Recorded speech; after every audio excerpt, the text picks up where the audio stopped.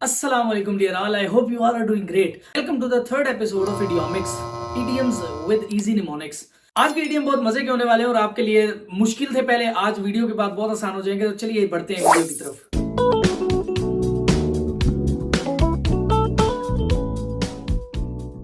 आज का मेरे पास पहला इडियम है, that is a wait blanket. Wait blanket वैसे लिटरल मीनिंग में कहते हैं गीले कंबल को।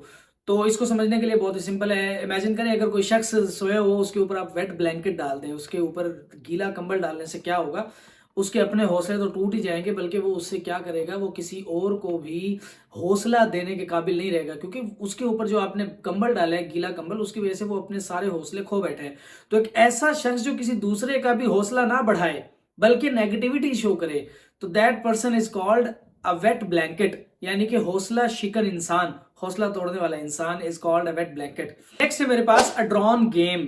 अ ड्रॉन गेम लिटरल मीनिंग भी बड़ा इजी होता है, उसको समझने में बहुत आसान है। ड्रॉन गेम का मतलब होता है बराबर का खेल, ऐसा खेल जो ड्रॉ हो जाए, जिसमें कोई रिजल्ट ना निकले। तो ऐसी गुफ्तगू जो बेनतीजा हो, जिसका कोई रिजल्ट ना निकले, that is called a drawn game. Then I have next in the list a bosom friend. A bosom friend कहते हैं ऐसे दोस्त को जो बहुत ही लंगोटिया यार हो, जो बहुत पुराना दोस्त हो, जैसे चडी बडी कहते हैं जिसको। तो अ बॉसम फ्रेंड, लंगोटिया यार, बहुत पुराना यार दोस्त। इसके बाद मेरे पास नेक्स्ट है अ वाइल्ड गूज चेज। अ वाइल्ड गूज, वाइल्ड गूज क्या होता है लिटिल मीनिंग में देखें। चेज कहते हैं किसी के पीछे भागना, वाइल्ड गूज के पीछे भागना। वाइल्ड गूज कौन होता है? वो बतख की तरह का परिंदा, मतलब बतख की एक टाइप है गूज। अगर उसके पीछे वो जंगली गूज हो तो उसके पीछे भागो, आपका पीछे भागना बेकार है। तो एक ऐसी कोशिश जो बेकार हो, that is called a wild goose chase. His effort of being a prime minister was only a wild goose chase. तो बेकार की कोशिश को कहते हैं अ वाइल्ड गूज चेज। अच्छा जी, नेक्स्ट है मेरे पास एन ऑयली टंग। ऐसी जबान जो तेल वाली हो, ऑयली हो।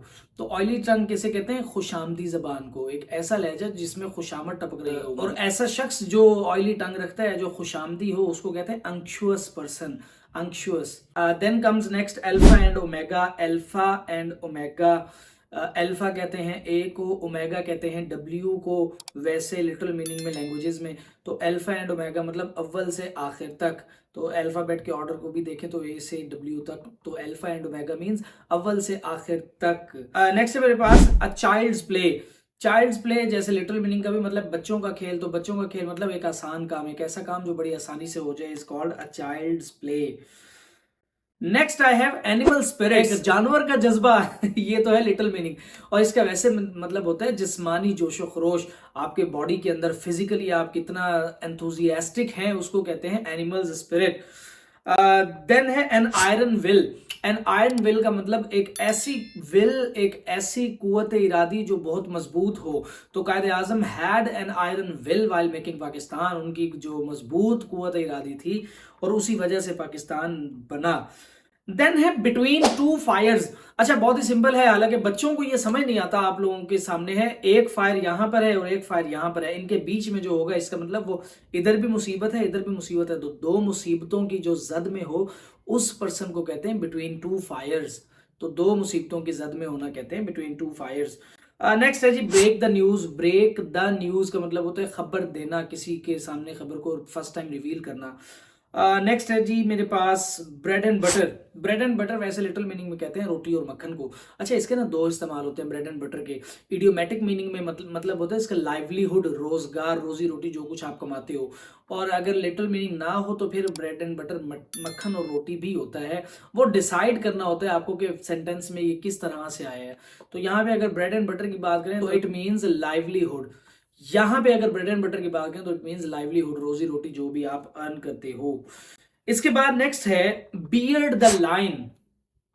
बियर्ड द लाइन, शेर को दाढ़ी लगाना। ये तो हो गया इसका लिटिल मीनिंग। तो अगर शेर के सामने आप कहते हो कि तुम्हारे पास जो, अगर शेर को आप कहते हो तुम्हारी दाढ़ी है और वो बात उसको नागुरान गुजरती है, तो ऐसी मुखालफत जो किसी के फेस पर कीजिए, किसी के सामने कीजिए, that is called beard the line. तो ऐसी मुखालफत जो मुंह पर की जाए उसको कहते हैं बियर्ड द लाइन। लास्ट है आज का बुल्स आई। बुल्स आई कहते हैं वैसे सांड की आंख को।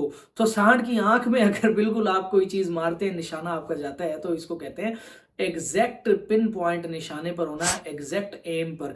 इस एग्जैक्ट एम को कहते हैं bulls I. He hit a bulls I in archery. तो उसने आर्चरी खेल में वो जो गेम है उसमें बुल्स आए किया, मतलब उसने एग्जैक्ट सेंटर में अपना जो भी तीर था वो चलाया। तो I hope you understood all the idioms with easy mnemonics. इस तरह से इडियम्स को प्रिपेयर करते जाएं। इस वीडियो को जल्दी से लाइक कर दें और इस वीडियो को शेयर कर दें अपने उन तमाम दोस्तों के साथ जिनको आज तक इडियम्स मसला करते हैं और उनको लगता है कि इडियम्स याद नहीं होते 300-350। हमने इसमें तकरीबन हर एपिसोड में कुछ इडियम्स कवर करते जाना है। हमने 3 to 350 इडियम्स को कवर करना है। तो that was it. I hope you understood all. Best of luck and Allah Hafiz.